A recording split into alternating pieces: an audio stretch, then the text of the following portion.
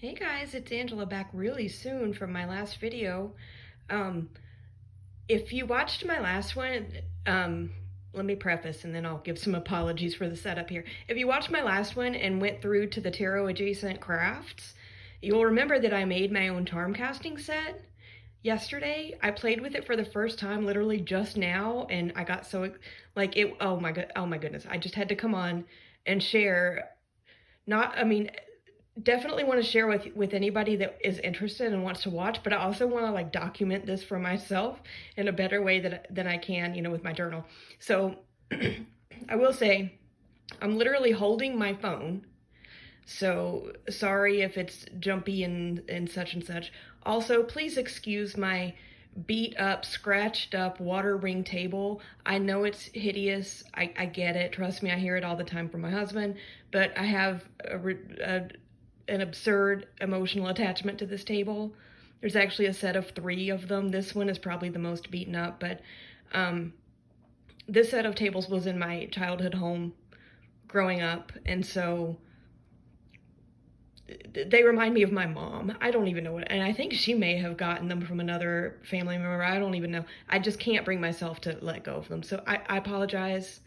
Please don't comment on my nasty ass table. I know, but I love it. So this is the scene, okay? You can see my little charms are cast everywhere, and I have 2 decks, a tarot on tarot actual, like one-shot reading that I pulled. I'm gonna go through the reading real quick and then show you what I got from the charms, because oh my goodness gracious, they are working in tandem. I'm in awe. So let's go through the reading. The 2 decks that I have out here, do I have boxes? Sorry, I'm literally holding the camera. This is the Trinity Tarot by Ari Weisner. It's a newer, I don't know if it's a newer release. It may have come out in indie at some point, but it was just released mass market. I literally got it today. I love it. This is the same creator that did that other one that I was talking about, Transient Light. And I love it so much that I had pre-ordered this when it came in today. The other deck that I've got out is the one I was gushing about in my last video. It's the Super Lunaris. I'm holding the box backwards. The Super Lunaris, which I'm still madly in love with. I looked up the price on this, you guys. I told you, it was ridiculously affordable. It was less than $30. I just want to throw that out there. Anyway, okay, let's go through this. Just highlight this. This is an ancestral reading, practice reading. I didn't know it was going to be that. I just started throwing down cards, but this is totally what came to me. This one isn't channeled. As I've mentioned, a lot of my ancestor readings feel like channeled messages. It is and it's not. It's not from a specific person. Like this one clicked immediately. Like I know exactly what this means. I didn't use a book. I know what this is telling me. This was more from the collective of my ancestral tribe. Anywho, so top layer is the Trinity Tarot by Ari Weisner. We've got the 6 of Pentacles, 8 of Pentacles, the Fool. Super Lunaris is at the bottom. I've got the Knight of Cups, the 5 of Cups, and the 3 of Cups. Wow, that just hit me that those were all the same suit. Anyway, so the top layer is telling me, okay, top layer, 6 of Pentacles, my association with that, the keywords that always pop into my head when I see this card in pretty much any deck is you're only going to be given what you're able to receive. And in the context that, like, we're not going to give you every answer in every story. We're not going to hand you the book of your tribe and overwhelm you. We're going to give you little breadcrumbs because we want you to do some of the work. But also you can't handle it all. Like your spirit can't handle everything all at once. We have to spoon feed this to you. Okay. So that's what I got with 6 of Pentacles. 8 of Pentacles is you've got to do the work. And then the Fool over here is, okay, let me read this line. This is how, like, literally I looked at the cards and this was the message I knew. We're only going to give you what you're able to receive. You have to do the work with what we give you. Remember, the Fool, remember, you're not in control, which sounds scary, but remember, like, you how do I put this in a way that doesn't sound like I'm being controlled by spirits? It's not that I don't have any control over what's going on in my life or, with my practice, but it's, you have to trust us, and yes, it is a bit of a risk on your part, but at the same time, you don't know what we're going to throw you. So you need to stay open to things. So we're going to give you little bits. You got to do the work with it. Just remember, like, you're not completely in control of the outcome. That sounds horrible, but you guys know what I mean. Down on the bottom row, I've got, 3 of the cups suit. Wow. Knight of Cups. And this one is another one. I'm going to read you how I interpreted this row. But this is another one. Like, the second I flipped them over, I was like, yep. And it does, in a way, tie to the top row. So we've got the Knight of Cups, 5 of Cups, and 3 of Cups. So the Knight of Cups is kind of, he's going out into the world. He's traveling out to do what he needs to do within his suit.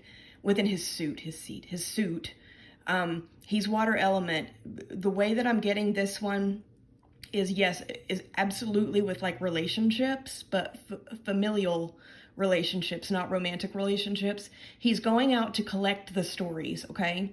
Like, he's on the mission to go out and collect the stories of my ancestral line, and to get the little puzzle pieces and tie and bring them back for me to interpret and put back together, right? Like, he's on that quest. He's that part of me that's going on that quest to gather what's out there. The 5 of Cups is, in my mind, sorry again for the camera work, tied to that 6 of Pentacles, because I'm very impatient and I want to know everything all at once. But I have to trust the tribe, the collective ancestral group, that I wouldn't be able to handle it if they threw it all at me at once. It would be too overwhelming. It would be too much, and I wouldn't be ready for that big of a hit. Okay, so that the 3 of Cups there is my frustration with the 6 of Pentacles, that I'm not getting everything at once. But what they're telling me here is, okay, you're out, you're collecting, you're doing your thing. You're upset because you don't feel like you're getting everything that you want in the speed that you want it, but there's a reason for that. But please be aware that we are giving you nuggets that have been very beneficial for you. We've introduced you, like, we as the collective ancestral line have shown you the connections that you're ready for right now. You're enjoying the ever-loving nonsense out of them. Be happy with what you have so far. And this guy is going to get more in time when it's time. Trust us. So then, like, I was so excited about this reading because, like, it was instantaneous click. Yes, absolutely. I know what this is about. So that was like, okay, I want to try out my charm casting set that I made for myself literally yesterday. So I got them out. I did a little bit of work with them to kind of set them up as tools and, cleanse anyway, we won't go into that, but I did cast them out. I grabbed the 11 that I chose that we went through yesterday, and I literally just shook them up in my hand and cast them out on this table. Luckily it has like a little beat up lip so that they didn't go all over the floor. So one thing that I noticed, my lovely Wuthering Heights book kind of went up here by itself in the top. So that tells me this one it's kind of outside the realm of this reading. So yes, it's cute. We'll let you look at it, but it doesn't mean much this time. So yeah, Wuthering Heights, read it later if you feel like it. Down here, oh, Lord, here's the bottom. Okay, so here's the bottom of here's the spread. If I keep going down here, we've got the lock and the feather. The lock and the feather. So the lock is being way down here away from the cards, tells me nothing is locked away from you. Like, nothing is look, cat scratches and everything on here. Nothing is inaccessible to you, but it's going to come in time. So don't get discouraged that you don't have it all at once. It's not inaccessible. It's not being withheld. It's just not time yet. The feather, like I think I mentioned what I intended for these charms yesterday when I was going through them. Table. The feather, it turned upside down, and it's down here out of like kind of away from all the others. That tells me, and there's another section over here that also tells me that this isn't I mentioned yesterday when I was going through my charms that the feather would kind of, to me, indicate channeled messages. It is, but it's upside down, which tells me that this isn't from one specific person. This isn't one specific voice coming in. So it's upside down, and it's away from everything else that's going on up here. So that's what tells me that. And then that's kind of further validated over here. The one that's upside down there, the gold one, that's my cameo. So that tells me the first hit that I got when I saw that one kind of over here to the side and upside down was that this wasn't a message directly from a female ancestor that I've been working from, but it also told me that it's not any specific person. It's not face up. If it were face up, oh, this is hard to do holding the, like there were, like that's actually like a person's profile. That would lead me to believe, possibly, depending on the context, that this was, you know, a specific person, but it was upside down and kind of over here. The lantern too. The lantern,